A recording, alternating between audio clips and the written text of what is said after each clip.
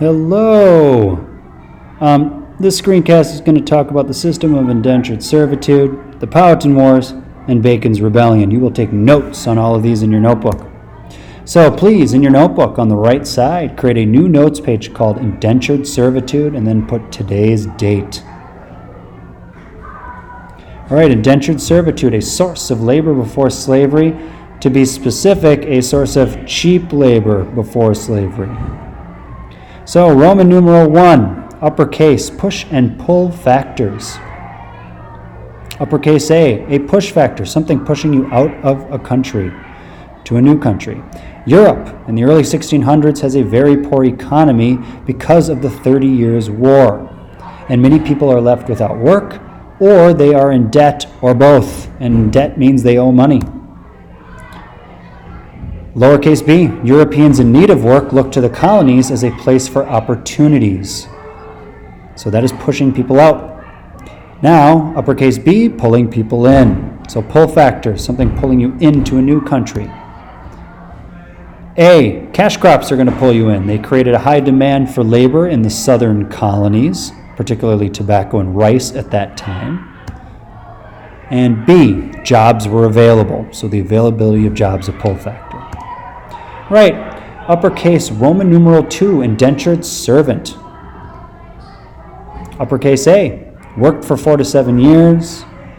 They exchanged their work for free passage to the colonies, lodging, which means a place to sleep, food, and freedom dues.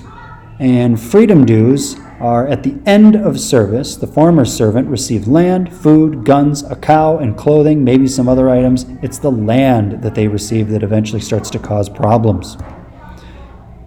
And uppercase C, life was hard and restrictive, but indentured servants had some rights, and they had protections against poor treatment. So they were not enslaved. Enslaved people had no rights. And uppercase D, indentured servitude was the preferred method for cheap labor from 1607 to 1680. Eventually it was replaced by slavery. Okay, uppercase Roman numeral 3, the headright system. And I will use this picture in a moment to explain how it works.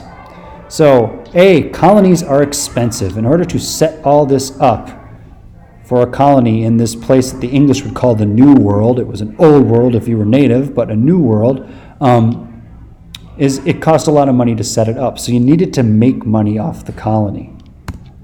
In order to do that, you had to get people over there producing something. So for every indentured servant brought over from Europe, the planter requesting help received 50 acres of land. So imagine that this guy in the cart is the planter.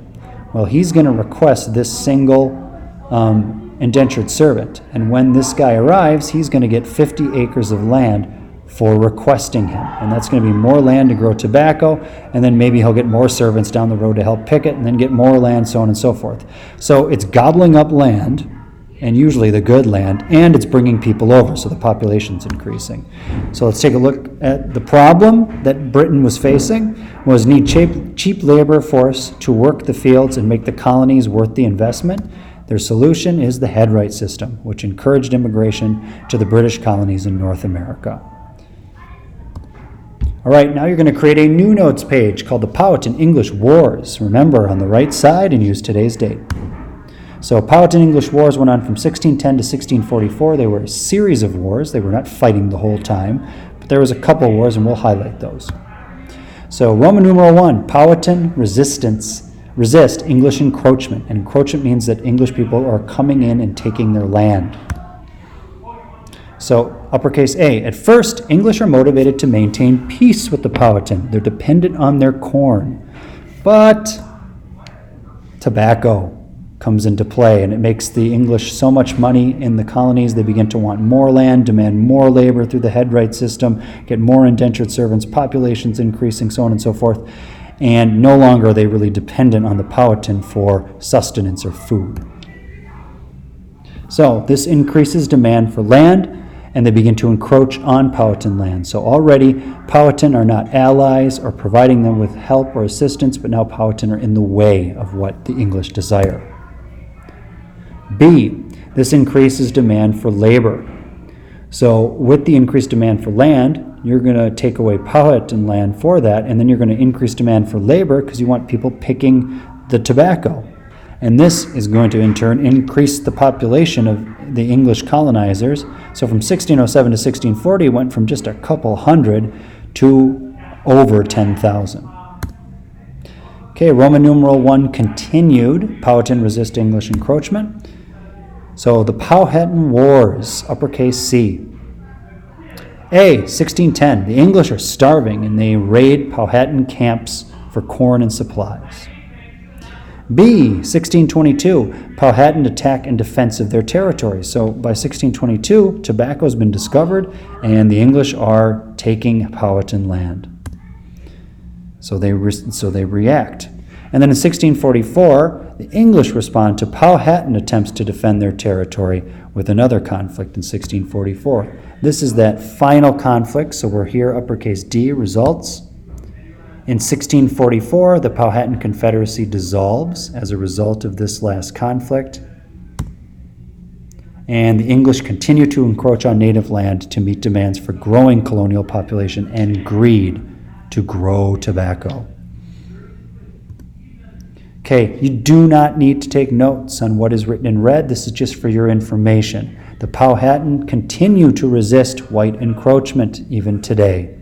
The Virginia government makes efforts over the course of the 1900s to purchase reservations from people native to Virginia. That would be the Powhatan. But you'll see that the Powhatan have resisted this.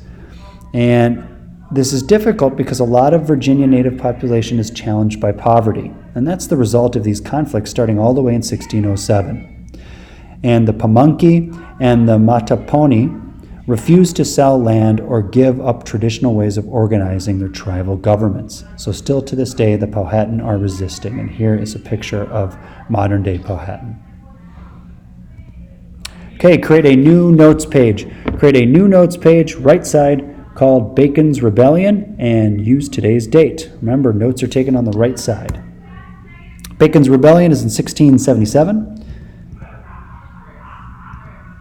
All right, background, Roman numeral I. Let's describe this picture first. This is what Virginia and the Chesapeake Bay looked like before the English arrived. You'll notice all these tribes written in purple. They make up the Powhatan Confederacy, and they are all the way all around the Chesapeake Bay. We'll see that that changes. So, A, the Powhatan signed a treaty with the English. And that treaty was after the War of 1644 that I just talked about. And the Powhatan cede all their land east of the Blue Ridge Mountains. So all this land in dark green is now belonging to the English. And all these tribes have been moved west of that line. So now the English live in this region. Lowercase b, white settlement prohibited west of the line. So all the white English that are living now in this dark green region cannot go into the light green region. So they're trying to keep conflicts from happening. Okay, here we see the rise of population. And you'll notice that we're kind of working from 1620 to about 1700. The population of English goes up above 50,000, starting at just a couple hundred. So, still continuing with uppercase I background. B, Virginia English population grows because of the headright system. So it's the headright system. Remember, 50 acres of land for every indentured servant you bring over. That's going to be a lot of requests for people. That's going to cause an increase in the population of English. Lowercase a, from 1640 to 1660. The population goes from about 88,000 to 40,000 English. Lowercase b, rich planters get good land closer to the coast. So that's key. These rich planters that are requesting the indentured servants are getting the good land. And it's 50 acres at a pop, right? Many lower class former indentured servants are getting the poor land inland, and they're near the boundary or the native land. So they're close to that boundary I pointed out where maybe conflicts are going to arise. And D, this equals native attacks near the boundary. And these were common due to white encroachment. So all the poor farmers, I'm going to go back to the map, are living along this boundary line in what is kind of looked at as not as good a land because it's up by the Blue Ridge Mountains, whereas all the planters are down here by the coast with the good land for growing tobacco. It's along this line that conflicts are forming. And E, the Virginia government not protecting poor colonists. So the Virginia government is not stepping in to protect these colonists living along that line. So a rebellion starts. This is Daniel Bacon right here. So A, lack of Virginia governmental support. In 1675, there's a conflict between the Powhatan tribe called the Doag and the English.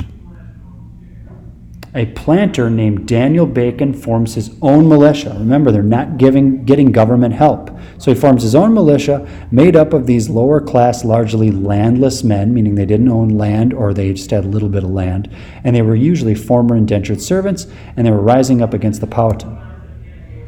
Lowercase c, the Virginia government does not help Bacon's militia defend themselves. In fact, they label them rebels and say that they are forming a militia illegally. So there's a rebellion, Roman numeral 2. And here's a picture of the rebellion. That is the capital at Jamestown. So Bacon versus the Virginia government. Lowercase a, Bacon's militia attacks Jamestown and burns down the fort. And they attack it twice to burn it down. So now, because he's not receiving government support to defend himself and the lower class whites against native attacks, which are happening because they're encroaching on native land, now Bacon goes and attacks the Virginia government because he's not receiving what he thinks he should receive, which is support. So Roman numeral 3, the result. And here's Bacon facing off with the rich guys. This is Bacon, and these are those rich planters that don't want to help him out, the rich government officials. Clear, there is a growing unrest among the free, landless Englishmen. So these former indentures are getting upset because the Virginia government is giving them bad land and putting them out to be vulnerable to native attacks. So they're getting upset, and there's unrest. Lowercase a, this results in instability. So you may have a lower class that's going to rise up against the upper class. This is going to make these upper class gentlemen fearful of a Bacon and all those that support him because they're angry. They're not getting good treatment from the government. Lowercase b, this threatens the planter class's power, like I just said. So if the lower classes rise up, they might take the upper class's power. The planter class is also called the upper class. And uppercase B, they begin to favor a system of African slavery, which was already going on at the time of Bacon's rebellion, to fulfill the need for cheap labor. So they're looking at indentured servitude as something that just doesn't work anymore because it just results in angry whites that are living on poor land, unable to grow anything, living near where native people live and getting in conflicts all the time. So these rich folks begin to favor African slavery because it's just easier, putting quotes around that, easier for them, certainly not easier for the enslaved people.